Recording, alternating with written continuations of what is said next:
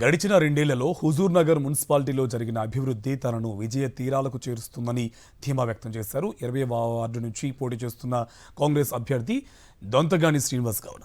మంత్రి ఉత్తమ్ కుమార్ రెడ్డి చొరవతో కోట్లాది రూపాయలతో మున్సిపాలిటీని అన్ని రంగాల్లో అభివృద్ధి పదంలో తీసుకువెళ్లామని, అదే తమకు శ్రీరామ రక్ష అన్నారు. గతంలో తనపై నమ్మకం ఉంచి ఓటేస్తే మున్సిపల్ చైర్మన్గా ప్రజలకు ఎనలేని సేవ చేశానని శ్రీనివాస్ గౌడ్ గుర్తు చేశారు.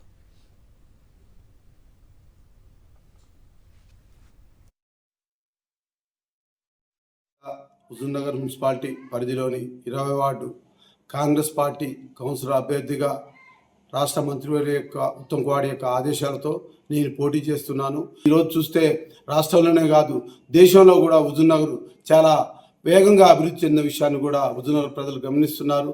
మాకు ఉత్తమ్ కుమార్ రెడ్డి వ్యక్తి హుజూర్ నగర్లో దొరకటం, ఒక మంత్రిగా ఎమ్మెల్యేగా దొరకటం మాకు చాలా అదృష్టంగా హుజూర్ నగర్ ప్రజలు భావిస్తున్నాము.